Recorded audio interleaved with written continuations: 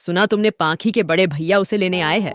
अचानक से कैसे जा रही है, किसी को कुछ बताया भी नहीं। और पाखी भी देखो कैसे मुंह लटकाए जाने के लिए हड़बड़ी कर रही है। पता नहीं क्या बात हुई है जो एग्जाम से कुछ दिन पहले उसे घर जाने की जरूरत पड़ गई। ऊपर से अपनी किसी दोस्त को भी वो कुछ नहीं बता रही है।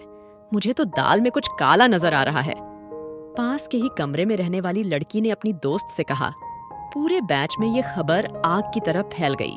आखिर ऐसी कौन सी बात हुई जो पाखी बीच सेमेस्टर में जा रही है, वो भी हमारे बैच की टॉपर। पाखी चुपचाप हॉस्टल से अपने घर चली गई। एग्जाम भी हो गए पर पाखी नहीं आई। वैसे चुपचाप सी रहने वाली पाखी के बारे में किसी को ज्यादा कुछ पता भी नहीं चला कि आखिर वो ऐसे बीच सेशन में पढ़ाई छोड़कर घर जाकर क्यों बैठ गई। खैर, 6 महीने बाद नया सेशन शुरू होने वाला था।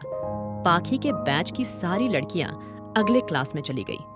अचानक उसके बैच की लड़कियों में हल्ला शुरू हो गया। देखो, पाखी आ गई, पर अब तो वो हमारे से जूनियर बैच के साथ पढ़ाई करेगी। सब पाखी को घेर कर पूछने लगे, क्या बात हुई पाखी, जो तुम ऐसे बैच सेशन में चली गई? बताओ, दाल में कुछ तो काला है जो तुम हमसे छिपा रही हो। सभी पाखी को घेर कर ऐसे पूछने लगे, जाने पाखी क्या राज छिपाए बैठी हो। अचानक पाखी की आंखों में आंसू आ गए और वो बोली, तुम लोग सब मेरे बारे में क्या क्या अफवाह फैला रही थी, मुझे सब पता है, पर सच तो ये है कि मुझे अपनी माँ के लिए घर जाना पड़ा। वो किचन में काम करते वक्त पूरी तरह जल गई थी और मेरे घर में उनकी सेवा करने वाला कोई भी नहीं था। तभी मेरे भैया मुझे लेने आए थे। मैं उस बात का ढिंढोरा पीट कर सबकी सहानुभूति लेकर नहीं जाना चाहती थी। मैं पहले से खुद ही परेशान थी, तो सबको क्या ही बोलती।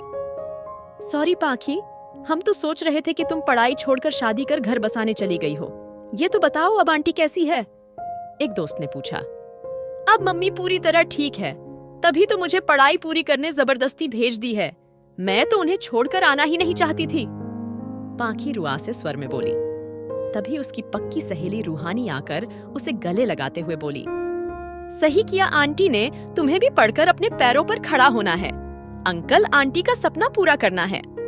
दोस्तों, ये कहानी कहूं या घटना, आप जो भी समझे, सच के करीब है। अक्सर लोग अपने दुखों को बताना नहीं चाहते और लोग उसकी चुप्पी पर संदेह कर अपने हिसाब से ताना बाना बुनकर कहानी घड़ लेते हैं। जब सच पता चलता है तो शर्मिंदगी महसूस करते हैं। रचना पर आपकी प्रतिक्रिया का इंतजार रहेगा।